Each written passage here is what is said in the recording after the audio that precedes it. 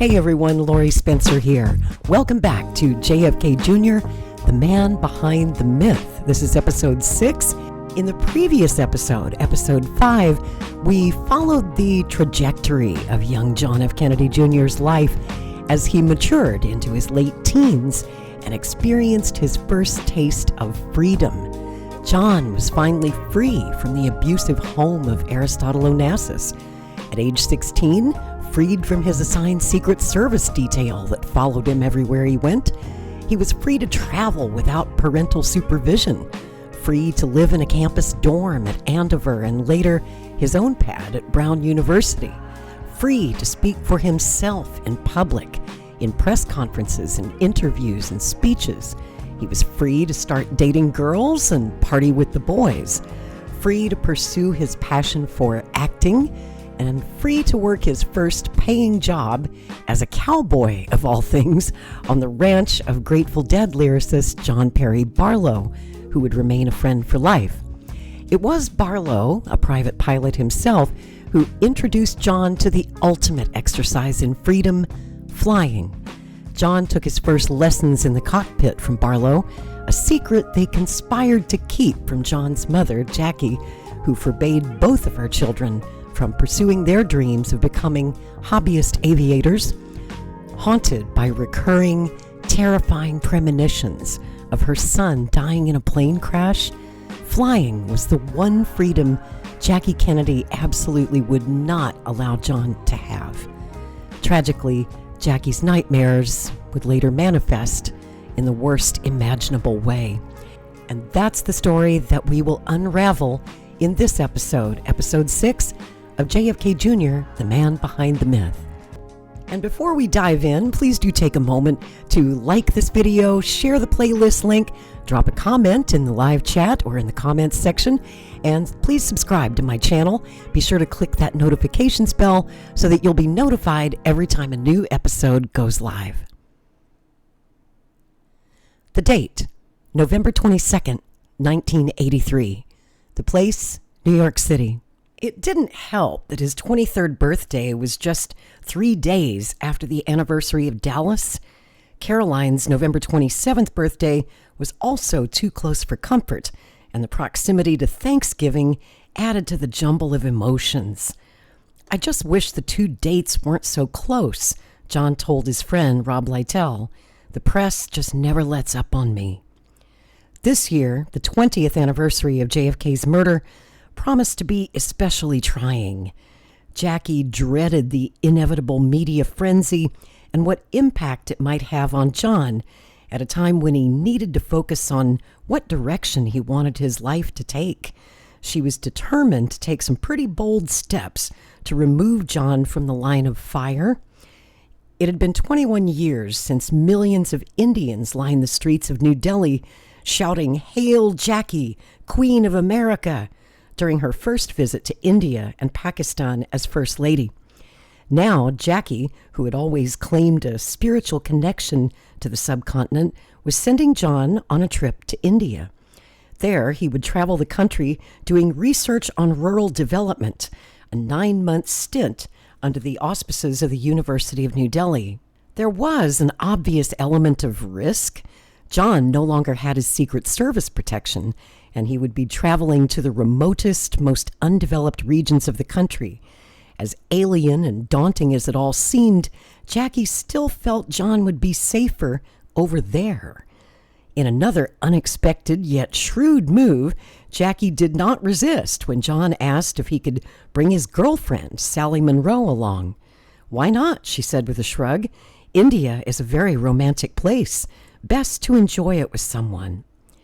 John, as was his habit, worked hard at making the most of his time in India.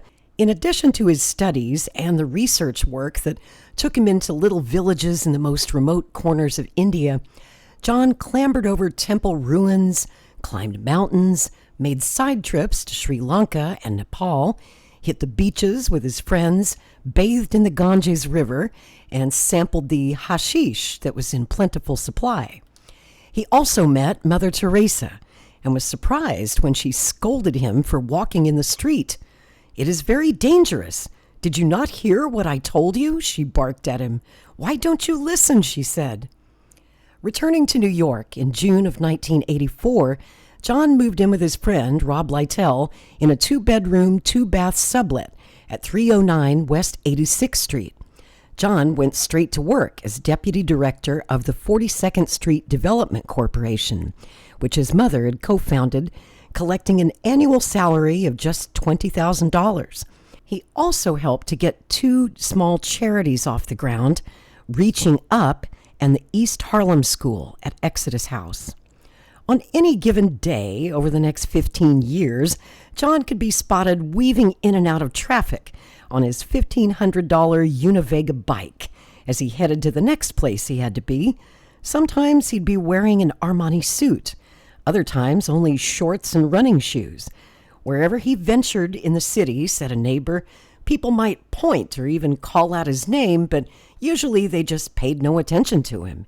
Either way, John just looked straight ahead and kept right on going. As dependent as he was on these expensive bikes, John made little effort to hold on to them. Out of impatience and absent-mindedness, he seldom took the time to lock his bike or chain it to a stationary object. The results were predictable. John had a bike stolen every 2 or 3 months. He could spend thousands on a bike, Billy Noonan said, and have it stolen an hour later. Lytell believed his friend, quote, set some kind of record when it came to bikes and wallets. Once, John and Rob Lytell drove an hour back to a rest stop on I-95 because John had inadvertently flung his wallet into a trash can at McDonald's. Scores of frustrating incidents like this finally led John to chain both his wallet and his keys to his belt loop. As always, John left plenty of time for play as he weighed his long-term career options. He continued to frequent the clubs where he gained instant entree. Doormen bowed and velvet ropes fell, Rob Lytell said. Monday nights were usually spent at sports bars around the city, watching football with his friends, and he had courtside seats for all the Knicks games at Madison Square Garden. And then there was the time John invited a dozen friends and their dates over to watch a World Series game, turned on the remote, and a XXX porn scene lit up the screen. Realizing that he'd left one of the many porn videos he owned in the VCR, he scrambled to turn off the TV set and then sheepishly offered to freshen everyone's drinks. For a short time, John, who made a special visit to see the erotic carvings while he was studying in India, seemed fascinated by pornography.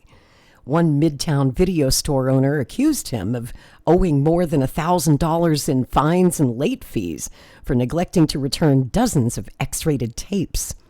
Wearing shorts and carrying a backpack, John went unrecognized as he strolled through Times Square, stopping to sample the live sex shows that proliferated there at the time.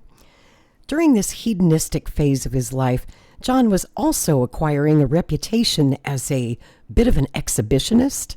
He had already posed for a series of very provocative, semi-nude photographs taken by a female friend, Brown, including one apparently making, shall we say, imaginative use of his mother's sable coat. He loves to walk around in the nude, said Corey Hay, who worked out at the Aspen Club in Colorado when John was there. He walks around in the gym with his bathrobe open, and when he takes a shower, he leaves the curtain open. On Cape Cod, Hay said that John was equally cheeky, skinny dipping at a Hyannisport pool party, then strolling around naked while waiters served the guests drinks. In Edgartown on Martha's Vineyard, locals claimed that he walked around town wearing only a towel, giggling when he coyly let it slip. Hay's verdict? JFK Jr. could have been a porn star. Several years later, John caught the attention of vacationers at St. Barth's in the French West Indies. This time, New York travel agent Shelley Schusteroff captured John swimming and walking around on the beach in the Altogether. Schusteroff, presumably mindful of John's privacy issues, actually turned down a 6-figure offer to publish her photographs. In 1984, Jackie was still doing everything she could to prevent John from being swallowed up by Ethel Kennedy's unruly tribe. That became even more imperative after August 25th, when Bobby and Ethel's heroin-addicted son David was found dead in a Palm Beach hotel room after injecting himself with the painkiller Demerol, the tranquilizer Mellaril, and cocaine. David was 28. Just the previous year, in 1983, his cousin, Robert F. Kennedy Jr., overdosed on a flight to South Dakota, and that ended up turning into an arrest that sent him into mandatory recovery ordered by the court. And that incident is covered in great detail, as well as Robert F. Kennedy Jr.'s 14-year addiction to heroin, cocaine, and other drugs that he fortunately did kick. That's all covered in the podcast series, the book club that I hosted about RFK Jr., our Secretary of Health and Human Services. You might find that interesting. It's called The Dark Side of RFK Jr., and that's a pretty dark side.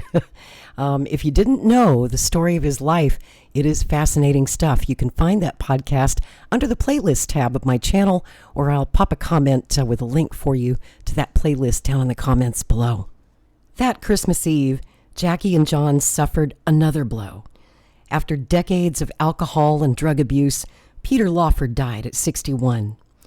Jackie, who remained close to her former brother-in-law, called Pat Seton Lawford and wept over the phone. John was upset too. He had counted on Peter Lawford's support in convincing Jackie that he belonged on stage and not in a courtroom. John spent Christmas with Caroline and Jackie at 10:40, then flew to Los Angeles the next day for Peter Lawford's funeral. Jackie was grief-stricken, very emotional, and very kind, Pat Lawford stated. John was so sweet and a little lost. Peter was 100% behind his wish to become an actor. With Peter gone, there was really no one else in the family who would back him. Indeed, all the Kennedys, including Caroline, agreed with Jackie that John should go to law school. Most of Jackie's friends felt that way too, with the notable exception of the ballet great Rudolf Nureyev. "Show some balls," Nureyev told John with his usual Russian flair for the dramatic. "Do what you want." John made his professional acting debut on August 15, 1985, at Manhattan's 75-seat Irish Arts Center. Jackie had permitted him to do the play only if critics were barred from seeing it. Jackie was terrified, her cousin John Davis said, that the critics would come and see John in the play, which was called Winners, since rave reviews might encourage him to continue a career in acting. To minimize the publicity, Jackie and Caroline boycotted the show entirely. It was just as well, John said. Their presence, he told the cast, would only cause a fuss and guarantee front-page headlines in the next day's New York Post.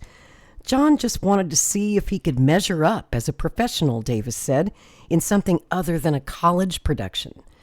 John was hardly likely to get booed off the stage. This production of Winners would be performed only 6 times, and before an invitation-only audience of family and friends. Yet the words of praise from those involved in the production were effusive. "John is the best young actor I've seen in 12 years, proclaimed Nye Heron, who went on to produce such films as In the Name of the Father, In America, and The Boxer. The Irish Arts Center's Sandy Boyan called John, quote, an extraordinary and very talented young actor. He could have a very successful stage and film career if he wanted it. But, she added, evidently that's not going to happen. Not unaware of John's star power, several producers offered to take Winners straight to Broadway if John stayed in the cast. John declined. This is definitely not a professional acting debut by any means, he said. It's just a hobby. 5 years later, he would flex his acting muscles for the first and only time on screen, delivering just 2 lines as a guitar-playing Romeo in the indie film A Matter of Degrees. As time progressed, photos of street corner spats between John and his many lovers would fill the tabloids. filling him with embarrassment and regret. One classmate conceded that John might blow up or yell or pound his fist against something. I even saw him stamp his feet like a little kid. But 3 minutes later, he'd regret it and apologize. John Perry Barlow chalked this up to John's being a passionate person. He said he had a temper, no doubt about it, but he never let it get the best of him. If he was angry about his mother's opposition to his acting, John never let on, not even to his closest friends. When his girlfriend Christina brought it up to him, he merely laughed it off and changed the subject. Disappointed? Yes. Frustrated? Certainly, Tish Baldridge said. But it wasn't as if Jackie just put her foot down and threatened to cut him off. She very deftly steered him in the direction they both knew in their hearts was right for him, towards public service, towards politics. But in 1986, 25-year-old JFK Jr. was focused on finding a career path now that he had put his dreams of an acting career behind him. Jackie didn't really have to pressure him to give all that up, George Plimpton said. He always knew that greater things were expected of him. That winter, John took part in a roller skating party to celebrate the 20th anniversary of the Bedford-Stuyvesant Restoration Project, which was set up by his Uncle Bobby. He strapped on a pair of skates, grasped the hands of 2 neighborhood children, and took them for a spin around the rink. It was hard not to notice that the press was swarming all around John, the photographers recording his every move. "I think they're waiting for me to fall," he told his skating partners. "I didn't know you were so famous," one of the boys said, perplexed by all the attention John was getting. "What's your name?" "John Kennedy." "John Kennedy? He was one of our presidents," the boy said. "Yeah, I know," John replied. "He was my dad." "All of these people have expectations of me because of my father," John once said. "But I believe he would have wanted me to do whatever the hell I wanted." It was the eve of Caroline's wedding to Ed Schlossberg, and Jackie wiped away a tear as her son stood up at the rehearsal dinner to give a toast. Ed had asked John, who was just named America's Most Eligible Bachelor by People magazine, to be his best man. It was the 4th time that summer that John had served in that capacity, and I get better each time, he said with a wink. This time, John talked about how close he, his sister, and their mother had been. "All our lives, it's been just the 3 of us.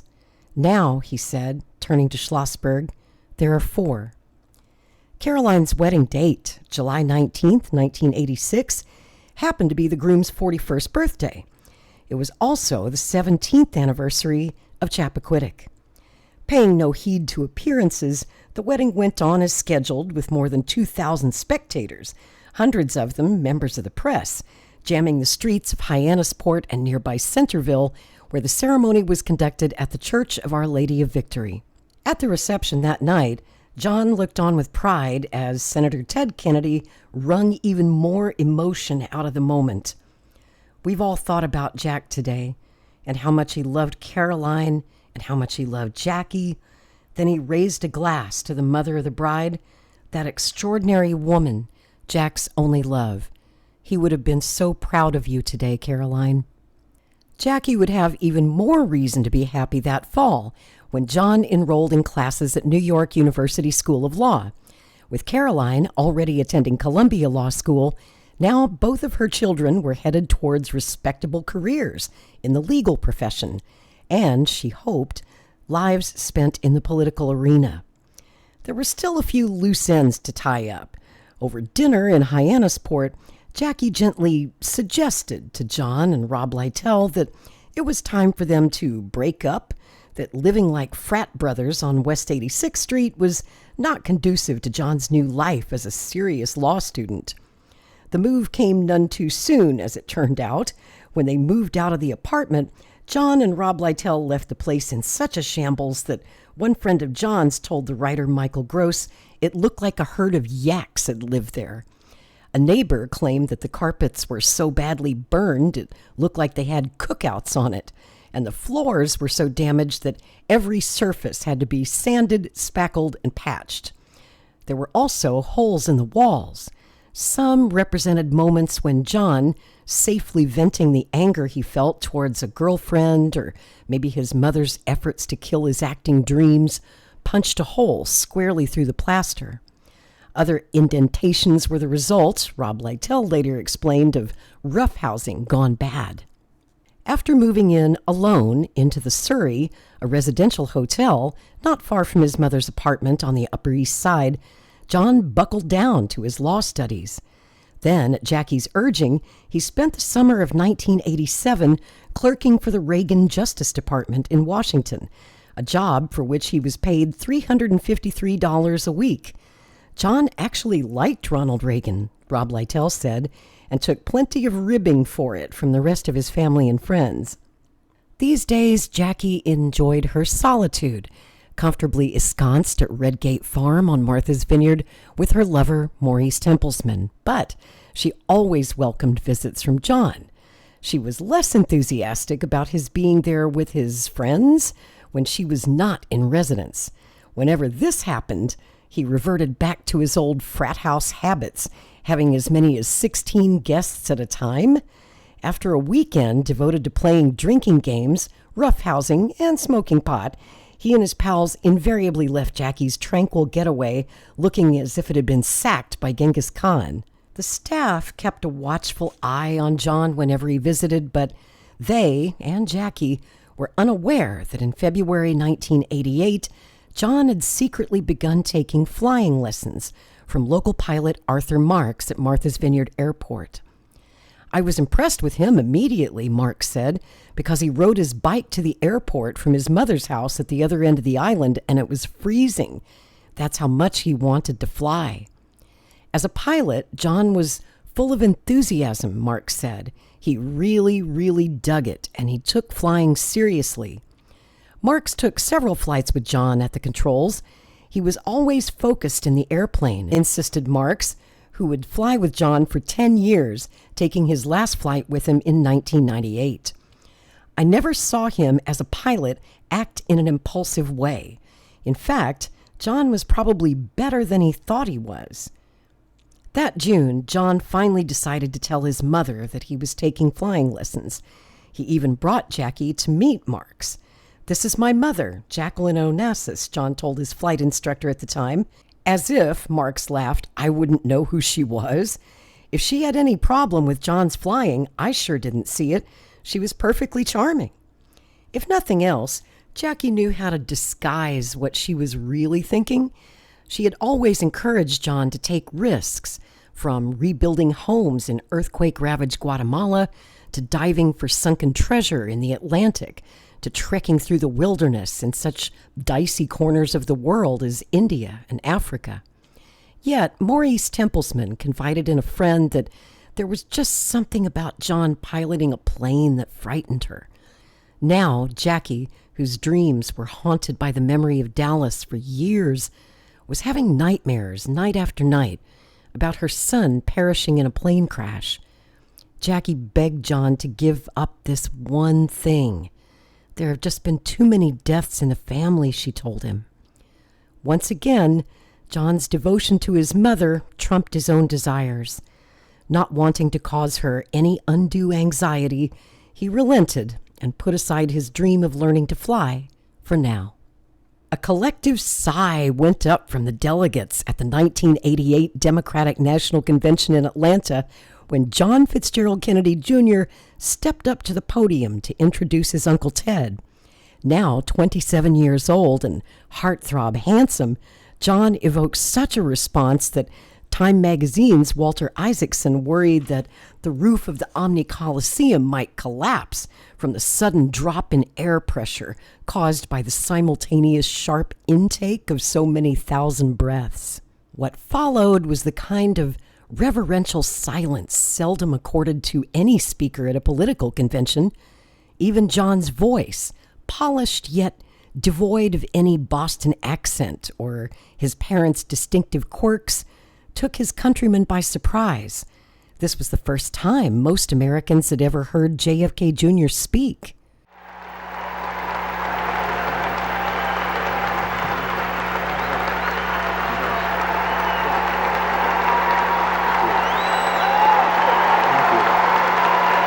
Thank you. Thank you. Thank you very much. Thank you. Thank you.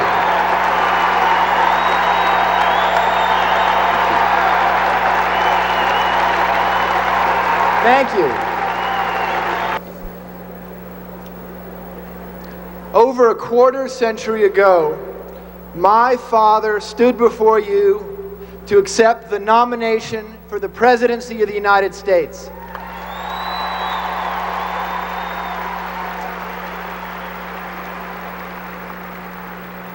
So many of you came into public service because of him. In a very real sense, because of you, he is with us still.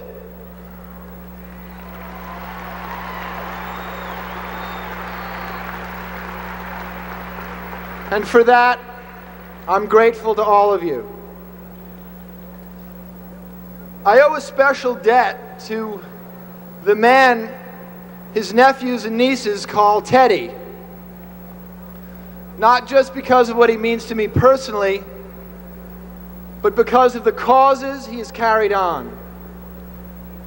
He has shown that an unwavering commitment to the poor, to the elderly, to those without hope, regardless of fashion or convention, is the greatest reward of public service.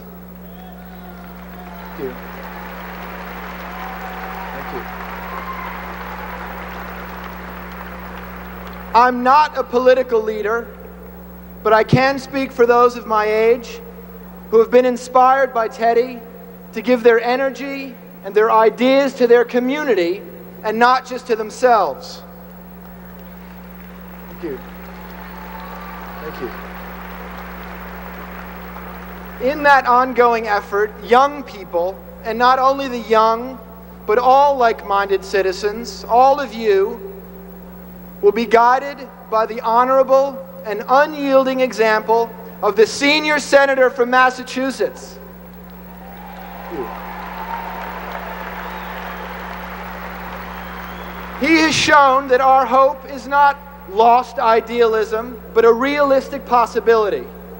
America is better because of the leadership of Edward Kennedy. Thank you. May he continue to guide us for many years to come. Ladies and gentlemen, my uncle, Ted Kennedy.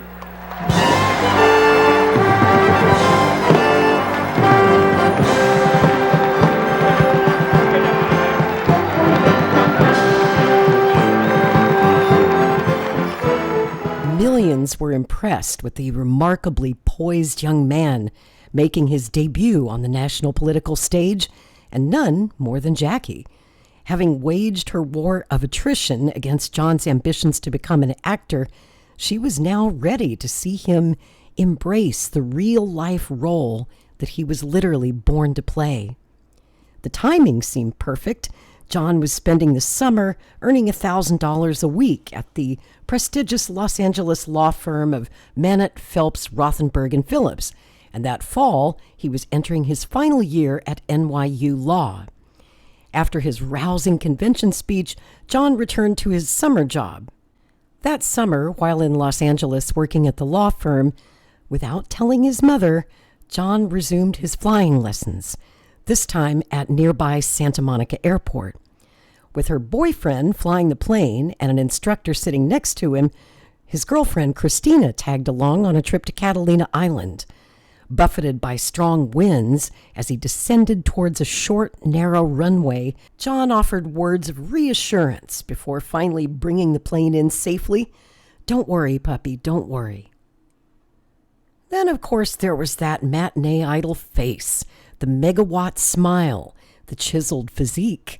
John's looks, even his closest male friends had to concede, were exceptional. "I am a heterosexual male," John Perry Barlow said, "and there were times when he was sitting across from me at the table, and I would just sort of be taken aback by how handsome he was. You'd sort of say to yourself, God, this guy looks perfect." The editors of People magazine agreed, anointing John as the world's reigning male sex symbol, by putting him on the cover of its September 2nd, 1988 issue as the sexiest man alive. The story's first paragraph read, "Okay, ladies, this one's for you. But first, some ground rules. Get your eyes off that man's chest. He's a serious fellow, you know, third-year law student, active with charities, scion of the most charismatic family in American politics, and heir to its most famous name." The magazine's serious fellow caveat aside, Jackie viewed John's new sexiest man alive image as a crass attempt to exploit the Kennedy name and a serious setback to his embryonic public service career. After all she had done to steer her son away from the glitz of show business, Jackie also worried about the impact all this attention was bound to have on John's ego. "He already knows that he's gorgeous," she told her friend Bunny Mellon. "I hope all this doesn't distract him from what's really important." John was determined to enjoy the moment and poke fun at himself in the process. He put on a fig leaf and showed up at one Halloween party that year as Michelangelo's David. He went to another party as the Golden Boy, attired in gold glitter and a loincloth. Later, he would offer the definitive answer to people who suggested all the attention was somehow beneath him. "Listen," he told ABC's Barbara Walters, "people can say a lot worse things about you than you're attractive and you look good in a bathing suit." Now that he was a bona fide sex symbol, John's love life was fair game for the tabloids. Not that this slowed him down. John was, quote, "sleeping with every hot chick on the planet," his friend Billy Noonan said. John liked to call his best friend Billy and leave taunting messages on his answering machine. "Hey, check out the cover of People, or Vogue, or Vanity Fair," John would say. "I banged her last night. Just thought you'd like to know." Later, Noonan would get all the juicy particulars from John over the phone. The possibilities were limitless, he said, and John played them out. The temptation to draw parallels between the sexiest man alive and his womanizing dad was irresistible. Ever since the revelations about JFK's many affairs began to emerge in the late 1970s, that is, alleged affairs, I should add, with Marilyn Munro, Judith Campbell Exner, and others, Jackie and John just looked the other way. Obviously, Gore Vidal said, "It's not the kind of thing a boy brings up to his mother.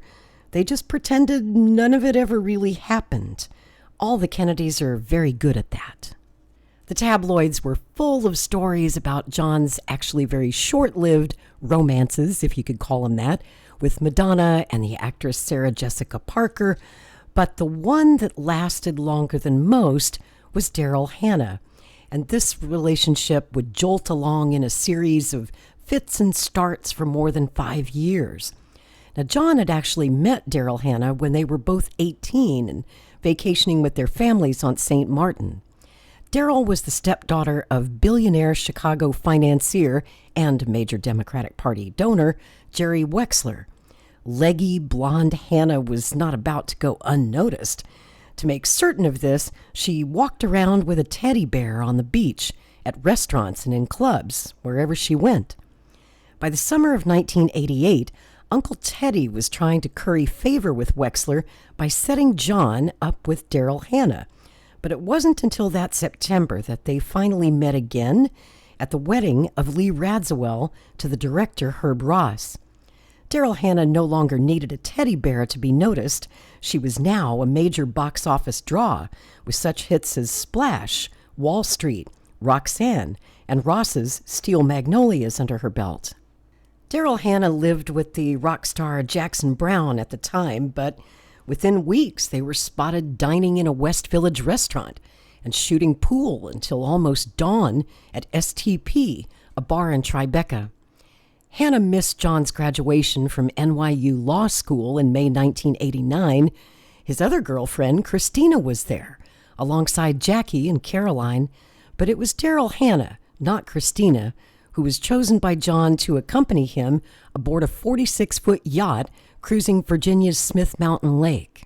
Yet, as long as she knew John was seeing other women, publicly he still made a point of referring to Christina as his girlfriend. Daryl Hannah was not about to end her often stormy relationship with Jackson Browne. Over the years, she ricocheted between the two men, leaving John confused and at times heartbroken. Until she was the only woman in John's life, said Daryl's former assistant, Natalie Cross, she wasn't about to give Jackson up.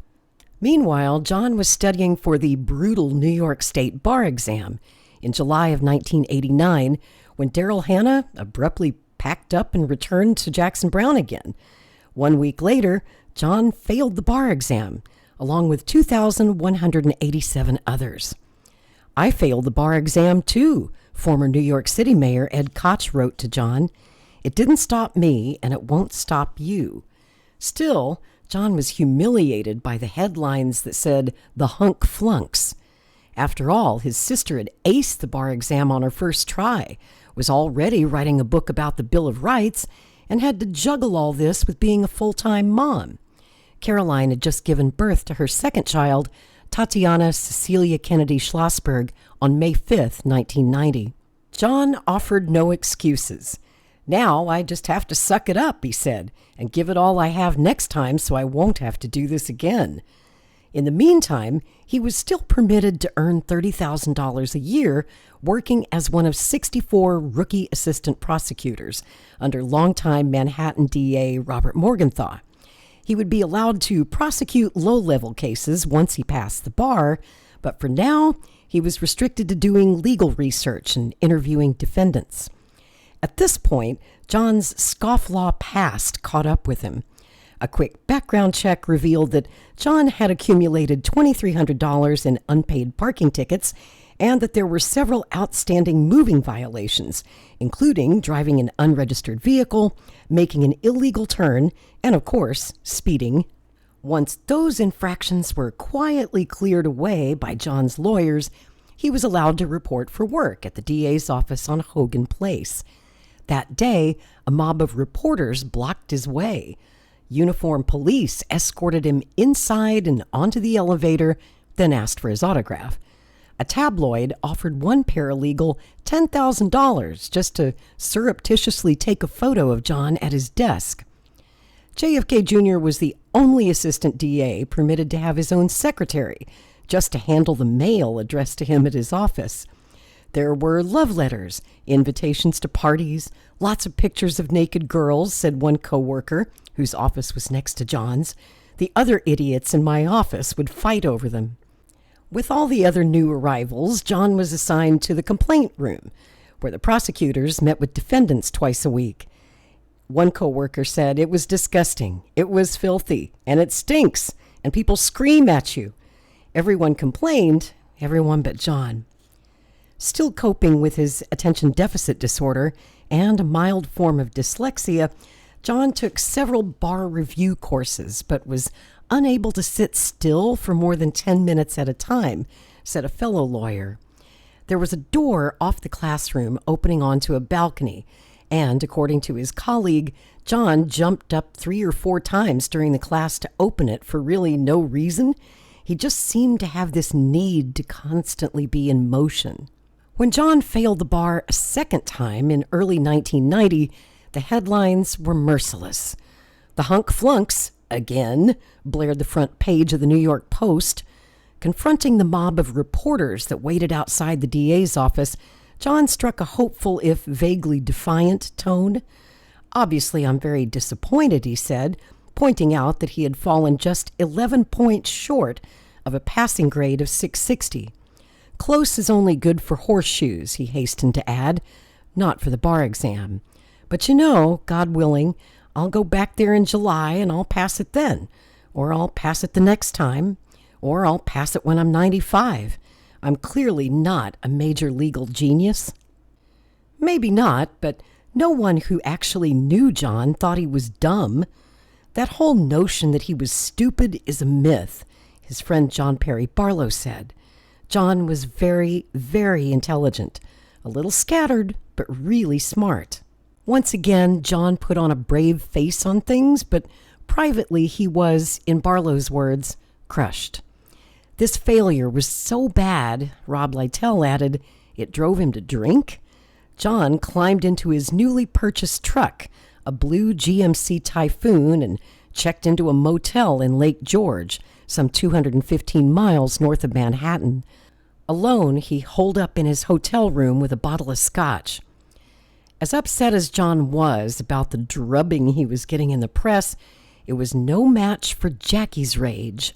She concealed her true feelings from the public, as did her son, but privately Jackie railed against the newspaper editors who delighted in portraying John as dim. "They're really having a field day with this," she told Ed Koch. "It's so unfair, and it just makes me so furious." Failing the bar a second time, and the media frenzy it ignited, did more than just drive John to drink.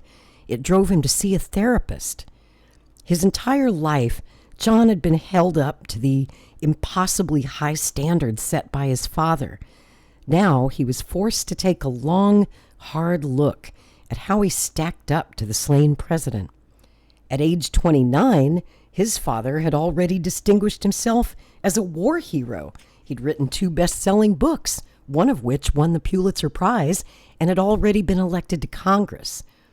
Just a few days after John failed the bar exam a second time, a senior prosecutor in his office made a cutting remark about how far JFK had gotten by his age. "I'm not my father," John fired back. John would continue to see a therapist on and off for years. For the moment, by merely articulating his feelings of inadequacy to another person, John could at least put things in perspective. He could drive himself insane trying to compete with the legacy of a legend, Rob Littell observed, or he could just figure out a way to live his own life. Right now, John had to find a way to pass the bar exam on his 3rd try. If he didn't, he would be forced to give up his job as an assistant DA, and, even more important, he would be derided in the press as a disappointment and a dunce. This time, at Jackie's urging, he hired a tutor for $1,075 to help him get that 660 score he needed to pass.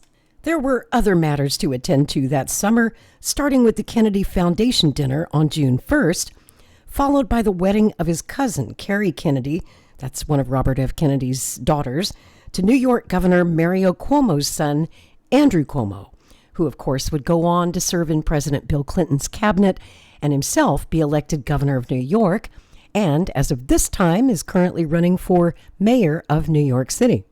It was during the Kennedy-Cuomo wedding at St. Matthew's Cathedral in Washington that John learned just how much some of his Kennedy cousins really resented him. Out of consideration for JFK's family, the bride had placed a round Persian rug over the marble plaque near the altar that marked the spot where the president's coffin was placed during his funeral. Several young Kennedys had been having a field day with the Hunk Flunks headlines, seizing the opportunity to torment their rock star cousin at every turn. One called John over to the center aisle, told him to look down, and then yanked the rug off the marker. John took a step back and gasped. "God," one cousin said, "he doesn't even know where his father's funeral was." Another usher at the wedding, James Hairston, was mortified. "Put it back," he shouted. "Put the rug back." When she heard about the incident, Jackie just shook her head in disgust. "Now I know I made the right decision," she told George Plimpton, "to keep him away from those baboons." It didn't stop John from getting together with his cousins one more time on July 22nd, 1990, to celebrate the matriarch, Rose Kennedy's 100th birthday. Just 2 days later, he took the bar exam a 3rd time, only under circumstances that vastly improved his chances of passing. Having established the fact that he suffered from a learning disability, John was given a little more time to complete the test. As soon as the test was over, John headed out on a road trip with Billy Noonan. Driving up to Rhode Island, they gave a lift to a teenage couple whose car had broken down on the side of the road. On the way to the young couple's home in Warwick, Rhode Island, John chatted with them but shrugged off any suggestion that he looked awfully familiar. Apparently, the teenagers figured it out themselves. A few days later, they walked up to John's cousin, Patrick Kennedy, as he was campaigning for Congress in Rhode Island, and promised that they and everyone they knew would vote for him because John had been kind enough to help them out when they were stranded. Not long after that, John faced reporters again, this time after learning he had finally passed the bar exam. "I'm very relieved," he said. "It tastes very sweet at the moment." The next day, family friend Ted Van Dyke called and asked how he liked working in the DA's office. "It stinks," answered John, who went on to explain that he was going to remain there just long enough to meet his mother's expectations. Then he said, "I'm going to do something else." As it turned out, John actually spent 4 years at the prosecutor's office putting away the bad guys, people who have swindled elderly widows out of their life savings or who sell drugs to school children. "You're definitely wearing the white hat," he said.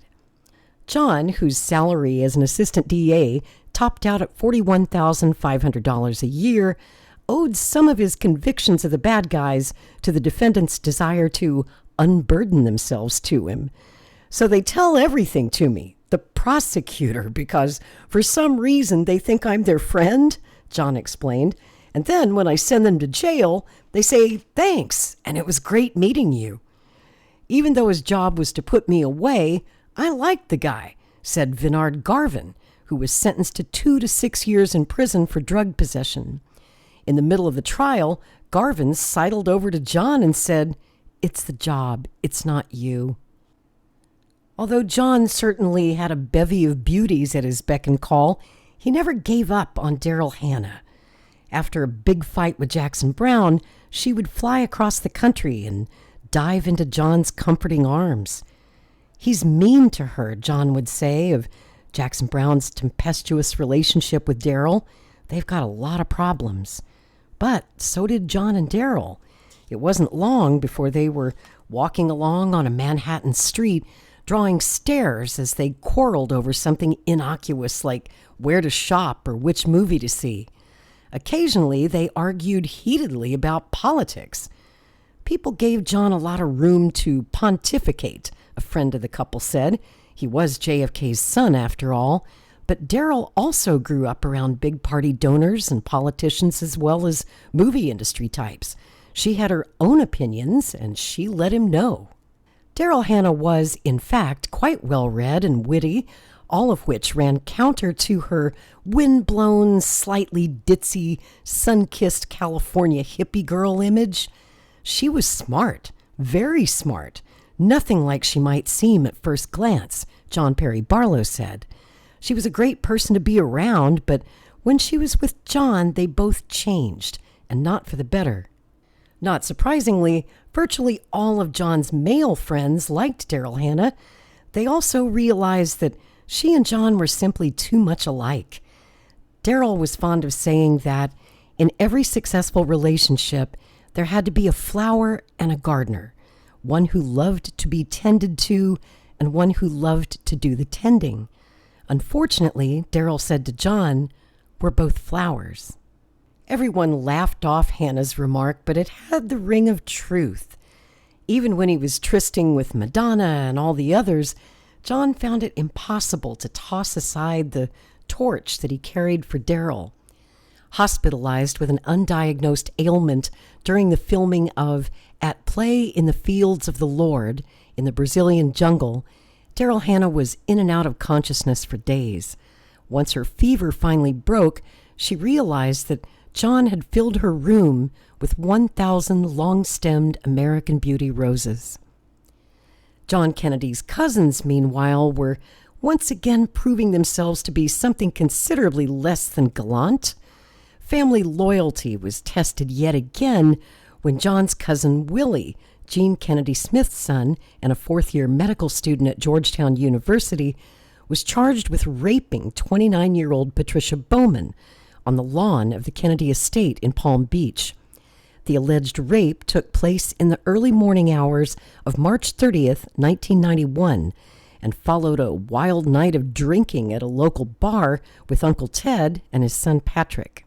Like much of the nation, Jackie was shocked not only by the charges leveled against Willie Smith, but also by the reports of Ted's loutish behavior. A particularly disturbing image, one that John later said he had a hard time getting out of his head, was of the Kennedy patriarch clad in only the top half of his pajamas, behaving lewdly in front of Patrick's date. John remained ever loyal to his Uncle Ted, whom he believed had been built up by the press merely to be torn down again and again and again. John called this the Teddy factor. Searching for humor in any situation, John made the sort of cringeworthy suggestion to Noonan that he wouldn't dare make in public. He suggested placing a sign in front of the Palm Beach mansion. No trespassing. Violators will be violated. Willie had always been John's favorite Kennedy cousin, and his mother, Jean, was the closest to Jackie of all Jack's sisters. Out of loyalty to their cousin and their aunt, John and Caroline joined the rest of the clan for the annual Labor Day picnic at Hyannisport. Everyone made themselves available for the inevitable United We Stand Kennedy family photo op, although Jackie later regretted it. John was happiest, one friend said, when he was around people who had no idea who he was. His true friends, the ones he could count on, who he confided in, weren't famous. A lifelong fan of the blues, he made a secret pilgrimage in October 1991 to the Helena, Arkansas Blues Festival, the King Biscuit Blues Festival. Checking into Clarksdale, Mississippi's Riverside Hotel, the hotel where blues legend Bessie Smith died in 1937, he quickly befriended the Riverside's 83-year-old owner, Mrs. Z.L. Hill. John stayed in one of the Riverside's very modest rooms and visited Mrs. Hill's room. He'd sit on the edge of the bed and they'd talk until dawn, said her son, Frank, known as Ratliff. They talked about the blues, about life. John returned a few hours later with a breakfast tray for Mrs. Hill, who he was now calling Mother. She, in turn, referred to John as "my son." According to Ratliff, that's how she thought of John, as her boy. Mrs. Hill knew who John was the minute he walked in to register, but she kept his identity secret for the weekend, even from her own son. John did not want anybody to know he was here. Nobody. I hate to admit it, Ratliff said, but I talked to him every day for 4 days before I even realized who he was. Nor did he know the identity of the young woman John brought with him. She remained behind in the room, Rat said, and never ventured out with John. It was clear to Mother Hill and to Rat that John was more than just a run-of-the-mill fan of the blues. He was there to let it all sink in, Ratliff said. You could tell he was loving it, just eating it all up. He knew a lot about the blues, but he wanted to learn more. In the end, Ratliff was impressed that John was such a regular guy. No putting on airs or anything like that. He'd sit in the lobby and talk with folks for hours. And if you've been following this series from the beginning, in episode 2, I actually tell that story from my own perspective because I was there. That's how I met John. I met John at the King Biscuit Blues Festival in October 1991. That was our first of many meetings over the years. It's a wonderful story, and if you haven't watched episode 2, be sure to go back and watch that one because it's so much fun. You get to see the hotel, see the funky little room where John stayed, and I mean, this place was very down home and funky, that had no telephones, no TV sets, no private bath. John shared the same bathroom at the end of the hall with everybody else. This was like a $35 a night place back in the day, but it's a really great story, and I know you'll enjoy that, so be sure to check out that one in episode 2. If there was one Kennedy whose ability to connect with ordinary people seemed effortless, it was John. A few years earlier, his aunt Eunice Shriver had challenged John and his Kennedy cousins to come up with projects directed at helping people with mental disabilities, an obvious next step for the family that had founded the Special Olympics. The cousins voted on the best ideas, and the family foundation doled out $50,000 to the most innovative proposals. After months of research, John zeroed in on the inadequate education and low pay of frontline mental health care workers. In addition to reaching up, which persuaded local officials to fund training programs, he lent the prestige of the family name to the Kennedy Fellows, a group of 75 healthcare workers selected for a $1,000 scholarship each year. Now, John was signing on with the Robin Hood Foundation, a group of influential young New Yorkers who raised money for projects aimed at combating urban decay. John insisted that, unlike other charities, the Robin Hood Foundation and Reaching Up track every dollar spent. "It's easy to throw money at a problem and walk away," John said. "Your conscience is clear. But is your money getting to the people it's supposed to get to, or is it being wasted? Results," he concluded, sounding more and more like a politician, "that's what really matters." John followed through, taking the subway to the South Bronx and Harlem to check up on projects funded by the Robin Hood Foundation. He also dropped in unannounced on Kennedy Fellows to ask what courses they were taking and if there was anything more he could do to help them meet their career goals.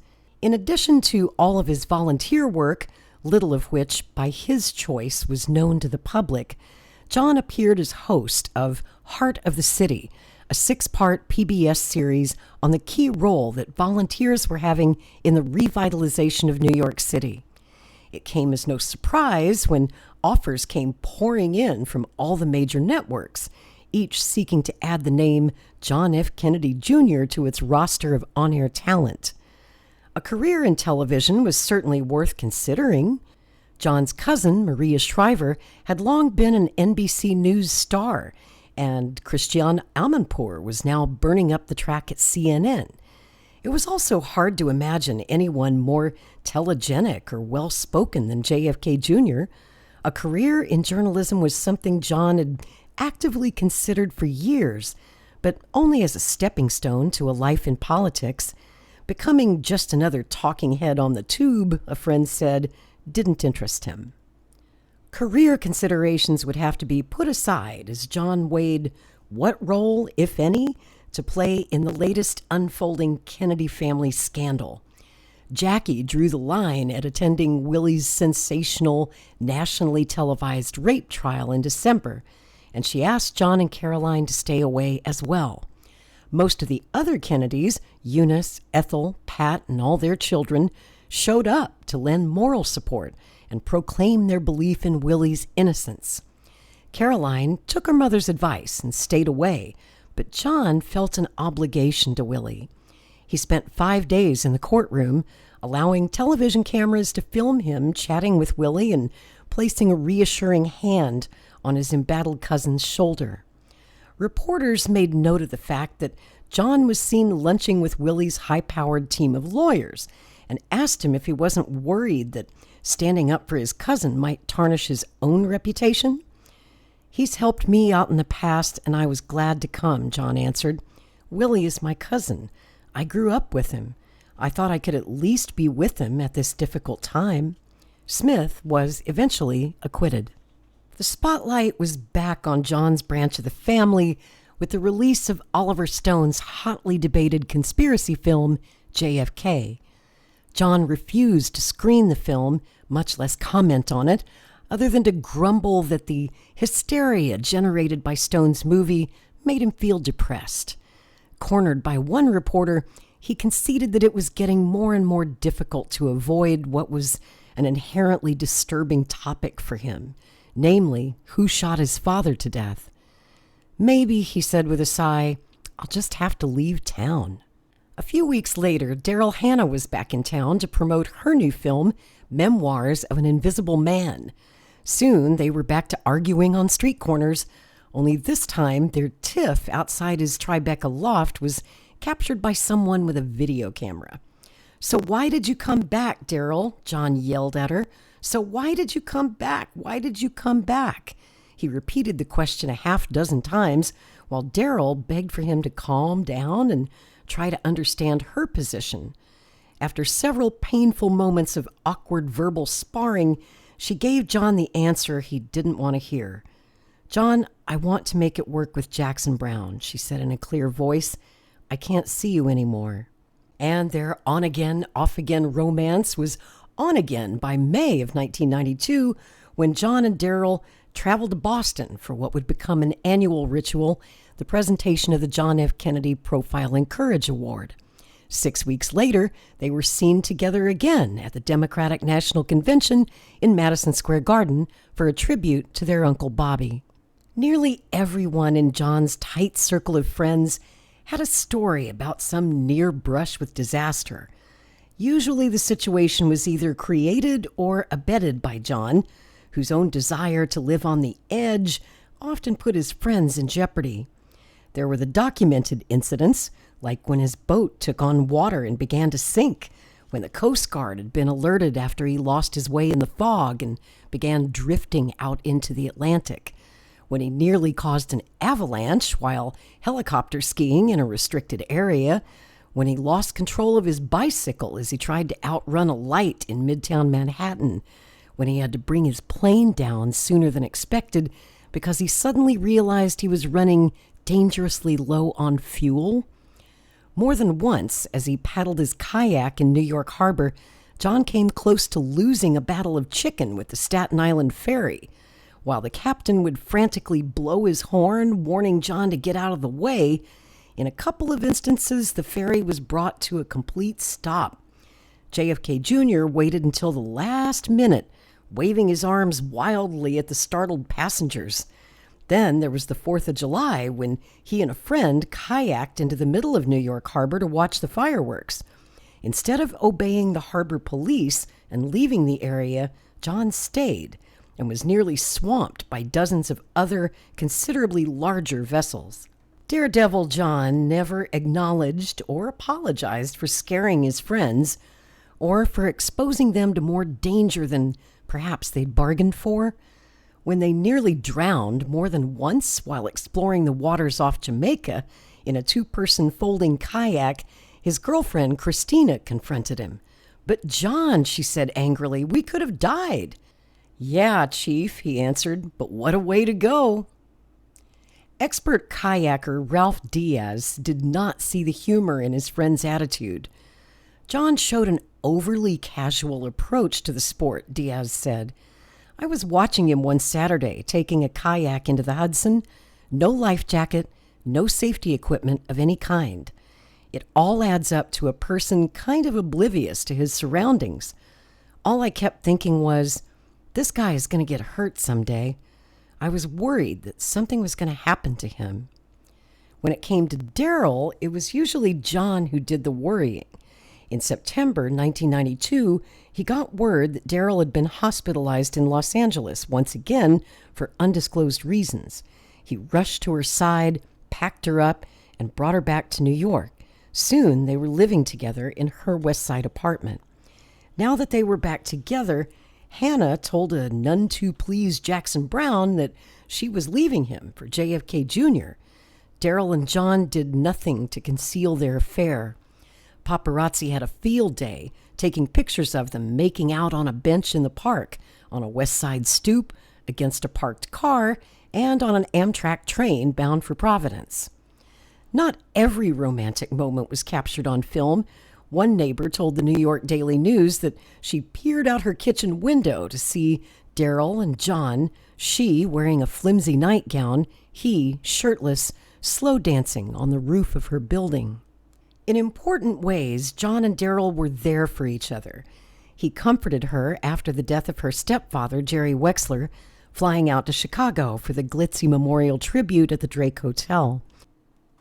She, in turn, started behaving like an aunt to John's nieces and to Caroline's third child, John Bouvier Kennedy Schlossberg. That's Jack Schlossberg, who's now exploring a potential run for office himself for Jerry Nadler's soon-to-be vacant congressional seat in New York.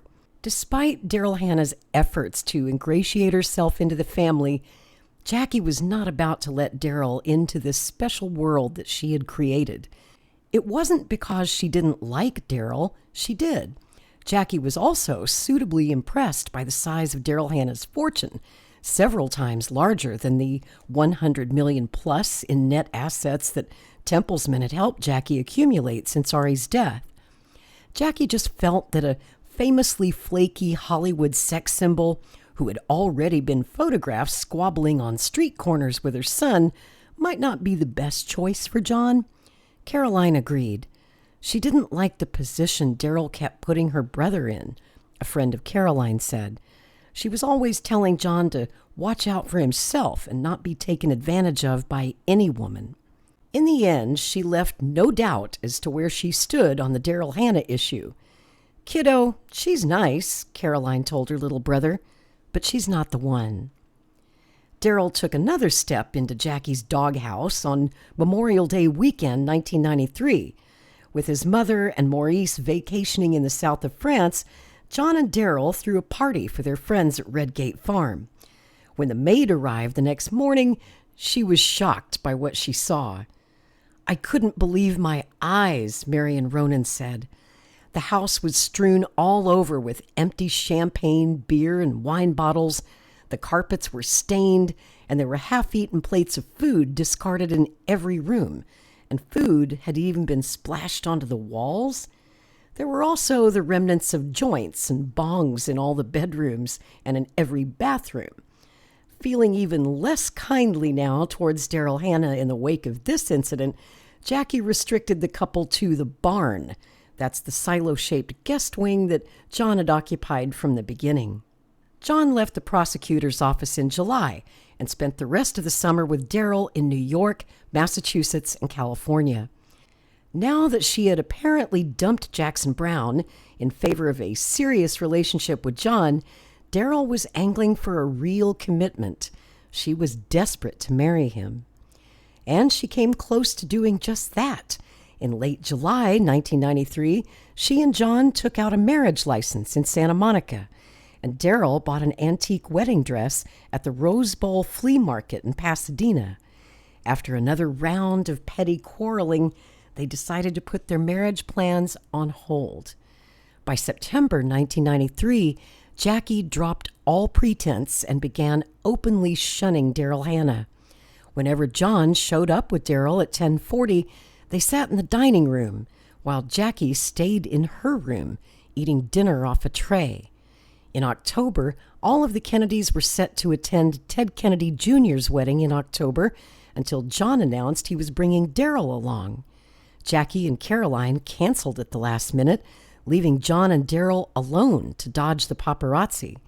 At one point, a visibly frustrated John grasped Daryl's hand, yanking her past the crowd of photographers and into the church. Not long after Ted Kennedy Jr.'s wedding, John hastily alerted his friends that in 2 days he and Daryl were going to exchange vows in a top-secret ceremony on Martha's Vineyard. But just 3 hours later, he called them back to say the wedding was off. Daryl may have sensed that another rival for John's affections was already on the horizon. John first encountered Carolyn Bessette while jogging in Central Park in the early fall of '93. A personal shopper at Calvin Klein, 27-year-old Carolyn Bessette counted socialite Blaine Trump, actress Annette Bening, and broadcast journalist Diane Sawyer among her celebrity clients. When John asked her to help him buy a suit for his cousin Teddy's wedding, he wound up with 3 suits, a half-dozen shirts, several ties, and Carolyn's phone number. On Veterans Day, John and Carolyn were spotted cuddling and holding hands on a bench in Central Park. Not long after, they sat close to each other on a curb with thousands of others watching the New York City Marathon. The photo of John and this mystery woman was published in the New York Post and picked up by People magazine. As it turned out, that weekend, Carolyn Bessette was supposed to have been spending time in Connecticut with the family of the man that she had been seriously involved with for years, Calvin Klein underwear model Michael Bergen. At the Manhattan Club Tramps, John confided in John Perry Barlow that he was torn between his loyalty to Daryl and this woman who was having a major effect on him. He was really struggling, John Barlow said. He just couldn't get his mind off this girl. Daryl and Carolyn aside, John had more than his share of drama to handle. Tensions were running high for other reasons as well. On November 22nd, 1993, the 30th anniversary of Dallas was marked by primetime television specials and memorial events scattered all over the globe. Dreading that solemn date in history that fell so close to their birthdays, John and Caroline stuck close to home. That particular November 22nd, Jackie ignored the inevitable public relations fallout and spent the day jumping horses at the Piedmont Hunt Club. Midway through the event, the horse that preceded her in the competition knocked some stones off a fence. Jackie's gelding, Clown, sailed over the fence but stumbled on the stones, hurling her to the ground. Knocked out cold, Jackie was rushed to the hospital. She remained unconscious for an alarming 30 minutes, and by the time she came to, doctors discovered a swelling in her abdomen. The consensus at the time was that Jackie had probably suffered a slight groin injury that became infected. That diagnosis seemed to be proven right when, after some antibiotics were administered, the swelling went down. Jackie seemed to have escaped paralysis, or worse, but it wasn't her only close call that day. While she was riding in Virginia, an unemployed Indiana man was arrested as he drove through New Jersey asking directions to Jackie's country house in Bernardsville. In his 1982 Dodge pickup, police found a 100-page manuscript in which the man described himself as a special agent in a paramilitary unit. Concealed beneath a blue pillow, they also discovered a .44 caliber handgun and a box of bullets. John had learned to brush aside such incidents, nearly all of which were never divulged to the public, nor did he share, even with his closest friends, the number of times he received phone calls in the middle of the night from someone claiming that his Uncle Teddy had been shot or his mother had been killed. His mother's tumble in the Virginia countryside did give him a scare, but otherwise she seemed, as one tabloid breathlessly proclaimed, 64 years old and fit as a fiddle. Wow, look at Jackie now. 30 years after Dallas, Jackie had changed remarkably little. To illustrate the point, newspapers ran photos of Grandma Jackie running in Central Park in a sexy two-piece swimsuit on the beach at Martha's Vineyard. She was, gushed one writer, the very picture of radiant health.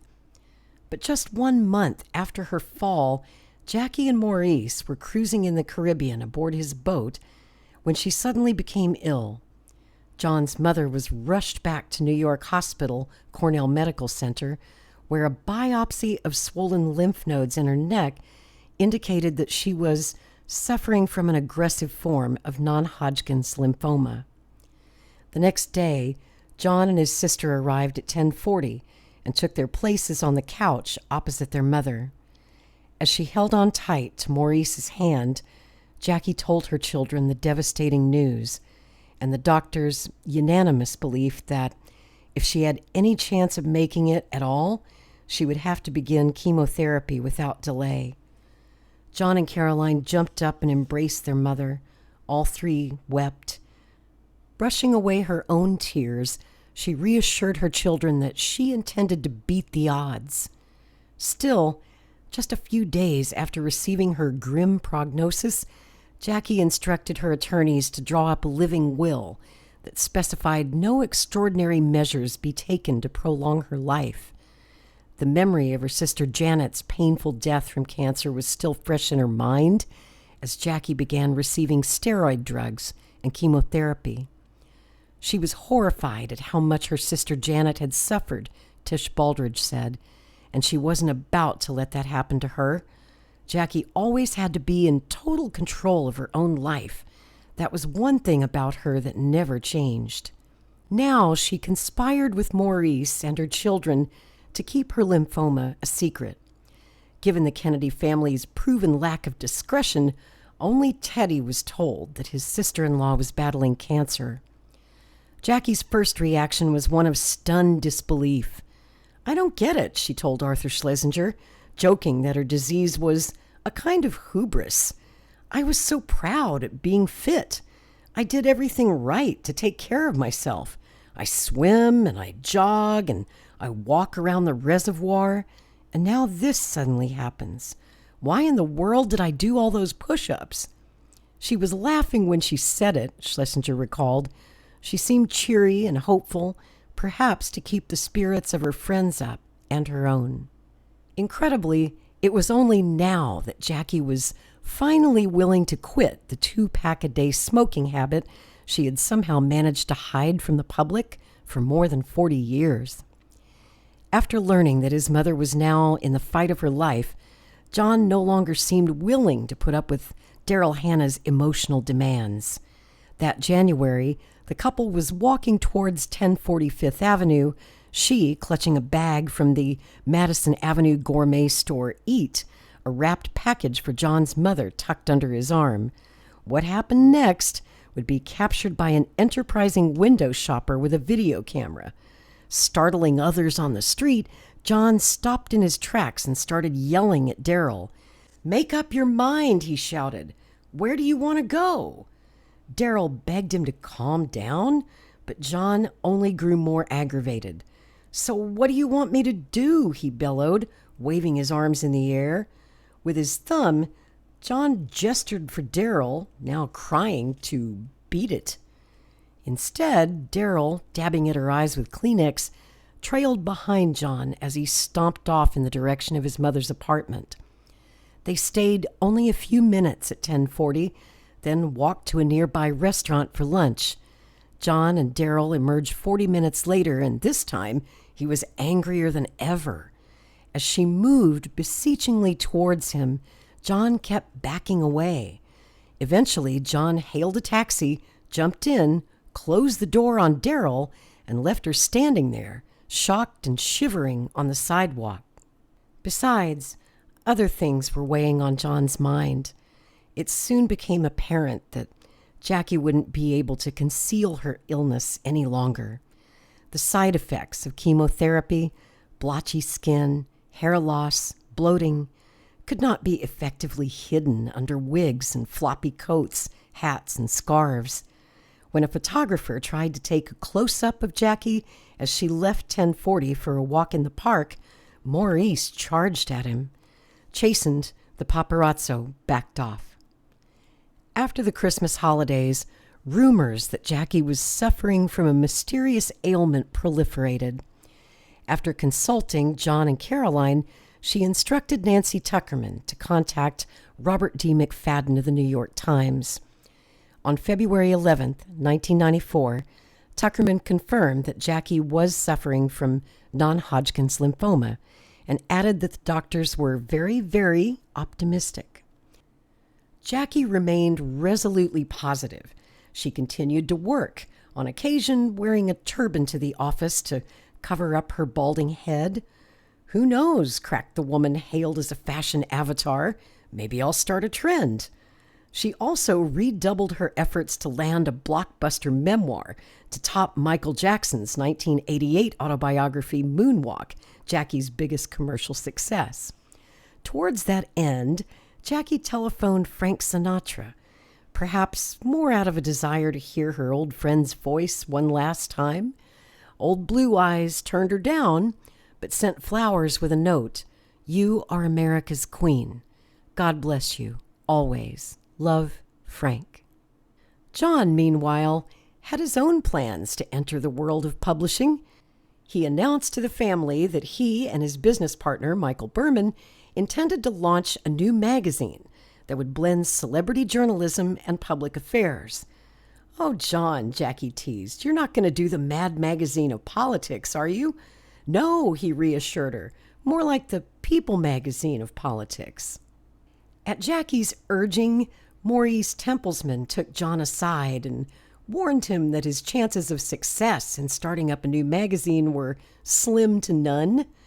Indeed, even the magazines that eventually proved hugely successful usually went years before finally turning a profit. gobbling up millions in investment dollars in the process. None of this mattered to John.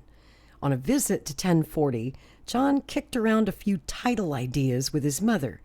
"We're thinking of calling it George," he told her. "George?" she replied. "Yeah, you know, George, as in the father of our country, George." "John, I think it would be a good idea if you talked to Maurice again," Jackie said. "And this time, listen to what he has to say." Her failing health notwithstanding, Jackie insisted on taking her daily walks.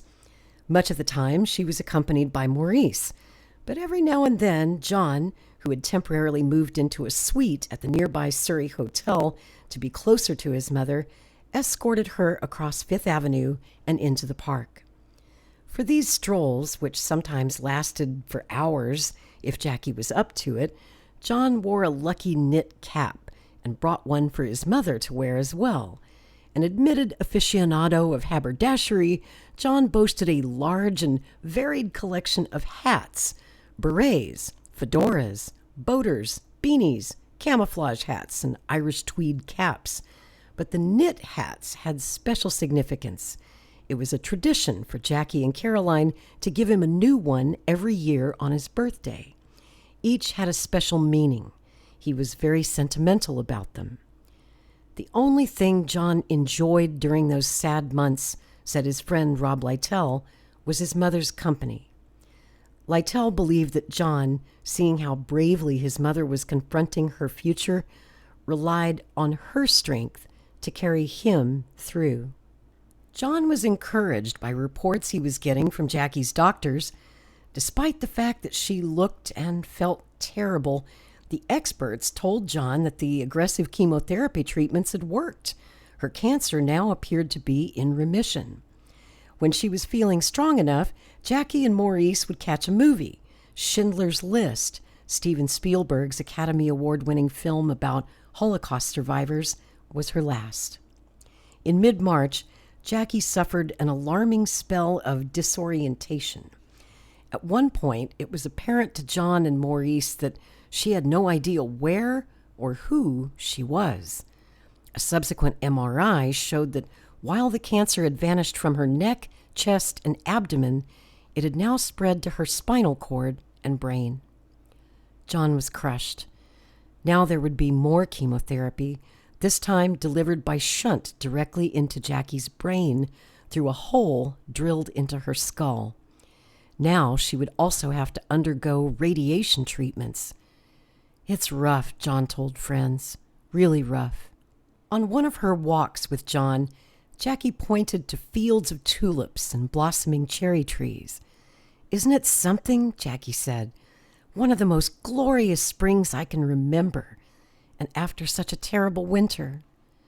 The singer, Carly Simon, one of Jackie's Martha's Vineyard neighbors, was another friend who spent time with her during this period. Yet someone was missing. Over lunch at Carly Simon's, a guest asked Jackie if she saw her sister often.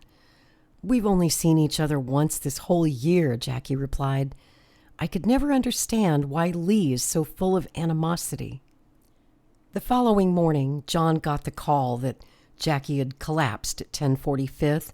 She was rushed to New York Hospital and underwent emergency surgery for a perforated ulcer, one of the many common side effects of chemotherapy. Visiting his mother, John learned that Richard Nixon, who had suffered a stroke, was right down the hall. As coincidences went, this one seemed in a class by itself.